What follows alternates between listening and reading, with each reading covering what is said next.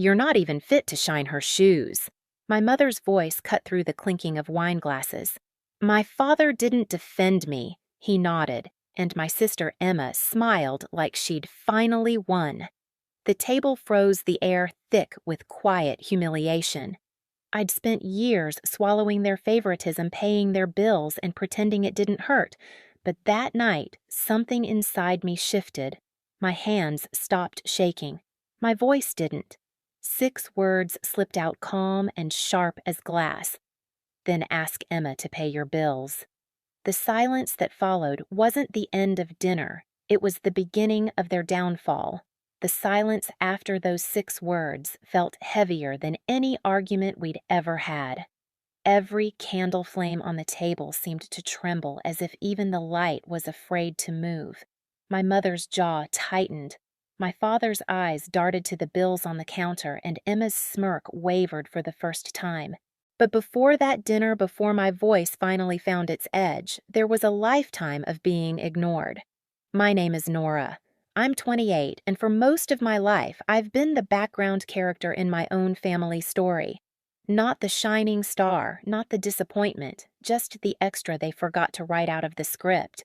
I was the one who worked weekends while they went on family trips, the one who quietly covered a bill when things were tight, the one who came home to applause, but not for me, always for Emma. I work nights in the ICU, 12-hour shifts filled with alarms, adrenaline, and the metallic smell of disinfectant that clings to your skin long after you've scrubbed out. I've held dying hands, restarted hearts, watched families crumble and rebuild in the span of a night. But in my parents' eyes, that was never something worth bragging about. When I saved a life, they barely looked up. When Emma got a new title at her marketing firm, they threw a dinner. Emma, 2 years younger, but somehow always treated like the family matriarch. She was the golden girl long before she even earned it. Her every step was applauded, her every mistake softened, her dreams funded. I grew up watching her shine under a spotlight built out of my parents' pride while I learned to survive in the shadows. The favoritism was never subtle. It was loud like applause that never stopped. Every framed certificate of hers hung in the hallway. Every mention of her name drew smiles. Mine drew silence. I worked, I saved, I tried, but the reward was always more responsibility, not recognition. When bills piled up, my parents called me. When Emma overspent, they asked me to help your sister out just this once. Just once turned into years. I can still see that dinner, how ordinary it looked, how cruel it felt. The roasted chicken glistening in the candlelight, the silverware polished like they were preparing for guests who mattered. I had walked in straight from a night shift, still in my scrubs, exhaustion stitched into every movement. Emma arrived fashionably late, glowing in a designer dress that probably cost more than my monthly rent. My father leaned toward her, every word, nodding, laughing at her stories like she was delivering gospel. My mother couldn't look away, pouring her wine like she was toasting a queen. And me, I sat at the end of the table, the same wobbly chair I'd always been assigned, the one no one else wanted. That night, I remember thinking, this isn't new. This is just the latest scene in a script I've lived too long. But I didn't know yet that it would be the last one I'd play quietly. The pattern had always been predictable. Emma soared, I supported. She got praised, I got tasked. But the cracks were forming even before the blowout. It started as it always does, with small humiliations, the kind that slip under your skin because they're too minor to confront. My mother's eyes lingering too long on Emma's dress when I walked in. My father's laughter at her jokes, but silence at mine. The backhanded comments disguised as compliments. "You're so practical, Nora. You don't need the fancy things Emma likes." 2 weeks after that dinner, I found out just how invisible I truly was. It was my lunch break at the hospital, fluorescent lights, stale coffee, the hum of vending machines filling the quiet. I was scrolling through Instagram when a photo stopped me cold. My parents, Emma, her boyfriend. Standing under palm trees, drinks in hand, grinning like a magazine ad. The caption read, "Family getaway." Just what we needed. For a second, I thought it was old. Maybe from a past trip I'd forgotten. But the date said yesterday. Nobody had said a word to me. Not a call, not a text, not even a passing mention that they were going away. My chest tightened as I scrolled through the carousel of photos, Emma building sand castles, my father snorkeling, my mother holding Emma's hand as the sun set behind them. It wasn't just that I wasn't invited. It was that I'd been erased. I called my mother immediately, my voice shaking more from disbelief than anger. "You're in Hawaii." She sighed, her tone light, as if I'd asked something silly. "Oh, Nora, we didn't think you could get time off work. You're always so busy saving lives. You didn't even ask," I whispered. "It was last minute," she replied breezily. "Emma needed to relax after starting her new job." "You understand." I hung up before the lump in my throat turned into tears. Hours later, Emma texted me. "Sorry, thought you knew. You're always working anyway." That was the moment it hit me they didn't forget me. They excluded me. And somehow they still believed I'd understand. But the real humiliation came later on Emma's birthday. They rented out the most expensive restaurant in town, crystal chandeliers, soft jazz wine that cost more than my paycheck. I arrived straight from another shift hair, pinned back my best dress, still looking out of place among rows of designer gowns. Mom stood up, glass raised. "To our Emma," she said proudly. "She's always had the drive, the focus, the future. Some people are just born to succeed." The room erupted in applause. I forced a smile. Then Mrs. Chen, one of Mom's friends, leaned toward me. "And what about you, dear? What do you do?" Before I could speak, my father chuckled. "She's still finding her path, works in a hospital or something. But Emma's really going places." The words stung more than I expected. I wanted to scream, "I save lives." But instead, I raised my glass, swallowed the bitterness, and smiled. That night, as the laughter echoed around me, something inside me quietly snapped. It wasn't loud, it wasn't dramatic, but it was final. And that was the moment I realized this wasn't just favoritism anymore. It was warfare disguised as love. The birthday humiliation could have been the end of it. I could have swallowed the shame one more time, buried it beneath exhaustion and quiet acceptance. But life doesn't always let you stay numb. Sometimes it hands you the truth in plain sight and dares you to look. It happened a week later. I was helping my mother sort through a pile of bills at her kitchen table like I'd done dozens of times before. The blinds were half closed, sunlight slicing across stacks of envelopes. She passed them to me absent-mindedly. Utilities, credit cards, mortgage statements, talking about Emma's latest promotion while I tried not to flinch at every mention of her name. Then I saw it. A thick envelope with Emma Lawson printed neatly across the top. Student loan statement. I skimmed the pages once, twice. Then my eyes caught the red stamp at the bottom, paid in full. Every single one. At first I thought I'd misread it. I flipped through the other envelopes, 5 more, all with the same bold letters. Paid, cleared, gone. Nearly $45,000 wiped clean. My stomach turned. I flipped to the payment history. The account number looked familiar, too familiar. I grabbed one of my old deposit receipts from my wallet and lined them up side by side. The numbers matched. I froze.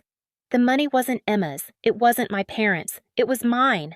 My voice trembled when I finally asked Mom, "Did you use my payments?" "The money I've been sending every month for the mortgage?" She didn't even look guilty. Her voice was calm, almost bored.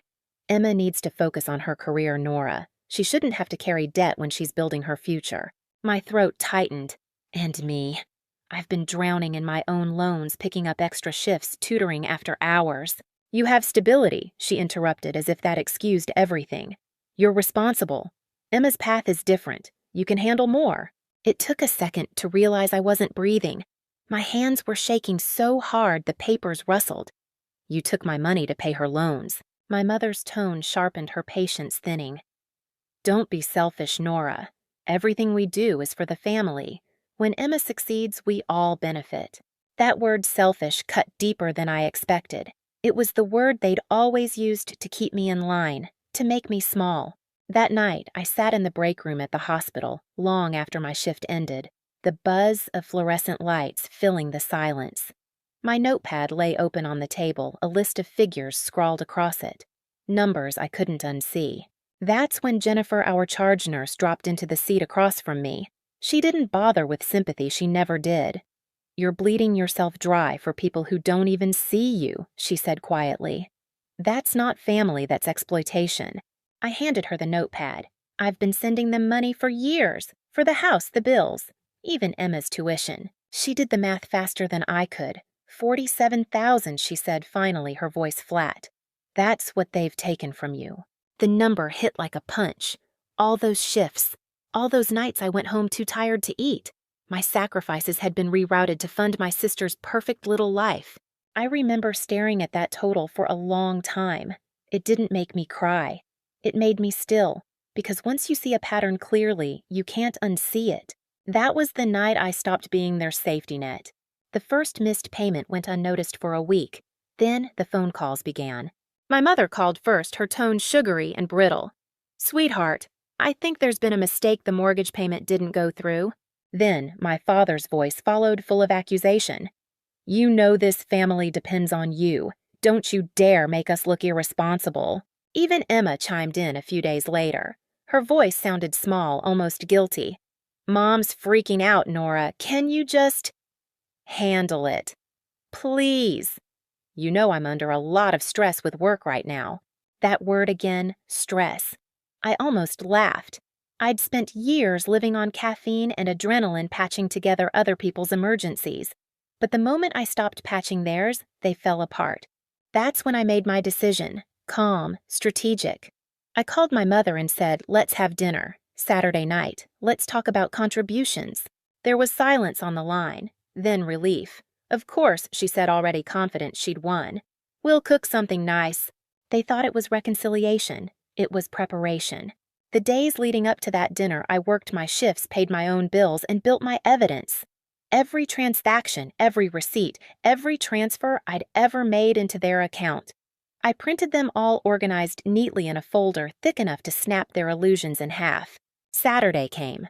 My mother cooked like she always did when she wanted control: roast beef potatoes, green beans glazed with butter. My father opened a bottle of expensive wine he couldn't afford without me. Emma arrived last, glowing her engagement ring, catching the light like it had something to prove. I sat down quietly, the folder beside me. My heart didn't race. My hands didn't shake. For once, I wasn't the nervous one. Dinner started the way it always did: forced laughter, small talk, a performance of family unity. My father eventually cleared his throat, signaling the discussion. "Nora," he began, voice firm but rehearsed. "We need to talk about responsibility. You can't just stop contributing because you're upset. This family relies on you." My mother leaned in, her tone sharp but sweet. "We all have to make sacrifices. Emma's at a crucial point in her career. When she succeeds, it lifts us all." Emma smiled faintly, as if her life depended on it. Then my mother said it, those same cruel words she'd thrown at me weeks before, except now they landed differently. "You'll never be as good as your sister." The table went quiet. Even the clock seemed to hesitate. I pushed my chair back slowly, steadying my hands on the table edge. "Then ask Emma to pay your bills." The words cut through the room like a scalpel. The wine glasses stopped midair. And in that silence, so sharp, so absolute, I knew the performance was over. The silence after my words stretched like a fault line. I could hear the faint ticking of the hallway clock, the hum of the refrigerator, even the soft crackle of candle wax melting down the wick. No one moved, not even Emma. I reached into my bag and pulled out the thick folder I'd been carrying for 2 weeks, the quiet weapon I'd built page by page. I placed it in the center of the table and opened it slowly. Paper whispered as I laid out the evidence transfers, bank statements, loan receipts, a mountain of truth in black and white. "I've paid $47,000 into this family in the past 2 years. I said evenly. The mortgage, Emma's loans, her car, even her credit card debt. Emma blinked, stunned, her mouth parting like she was about to deny it until she saw her name printed across every page. Her voice broke first. "Mom, Dad, I didn't know. I thought you were helping me." Of course she didn't know. That was the point. They'd kept her polished and guiltless while I carried the weight for all of them. My father snatched a sheet, eyes darting over the numbers. His face turned red. "You're overreacting, Nora." This is family money. Families share. No, I said, quietly pushing another page toward him. Families communicate. Families ask. You didn't. You used me. My mother's jaw tightened. We only did what was necessary. Emma needed support, and I didn't. I cut in my voice, shaking now, but not from fear. I've been killing myself with night shifts sending you money every month, and you spent it like I was your personal bank. Her lips pressed into a thin, trembling line. You're being dramatic. I laughed softly, the kind of laugh that comes when something finally breaks inside you. No, Mom. I'm being accurate. The silence grew thick. Emma stared down at the documents like they were ashes of a fairy tale she'd believed all her life. My father slammed his palm against the table. We're your parents. We did everything for you girls. You should be grateful. That word again. Grateful. For being robbed. For being erased. For being the one who worked herself half to death while they toasted Emma's success. I looked at him and said, You wanted a successful daughter. You just refused to see that you already had one. My mother's eyes darted to Emma, searching for someone to back her up, but Emma's tears were real now. I didn't know it was your money, she whispered. I thought you were proud of me. I was, I said quietly, until I realized everything you stood on was built with my sacrifice. The weight of it hung there, every word, every receipt, every hidden truth finally dragged into the light. My father's shoulders sagged. My mother's fingers twitched at the edge of the table, desperate for control that wasn't coming back. You told me I'd never be good enough, I said, voice low but steady, that I wasn't even fit to shine her shoes. But the truth is, it was my money that kept your lights on, my hands that paid for her education, my effort that built this illusion of success you love so much. No one replied. There was nothing left to defend. I gathered the papers back into the folder, each page sliding into place with the crisp finality of a verdict. Then I looked at all three of them, my mother pale and furious, my father hollow, and Emma small and broken under the weight of truth. The mortgage stops now, I said. Emma can pay her own bills, and so can you. When I stood, my chair scraped the floor, echoing like a full stop on a sentence that had taken years to finish. As I walked toward the door, I heard my mother's sharp inhale, my father mutter something under his breath, and Emma whisper, Please, Nora, wait. But I didn't. Not this time. When the door closed behind me, it felt like the world exhaled with me. For once, the silence wasn't heavy. It was clean. I didn't go back. Not for Sunday dinners, not for birthdays, not even when Emma's name lit up my phone 3 days later with a shaky voicemail. Please, Nora, can we talk? I didn't delete it. I just didn't answer. 2 weeks later, I accepted a new position nurse practitioner at a hospital 3 hours away. $120,000 a year, my own apartment, my own life. The first space I'd ever had where no one used my worth against me.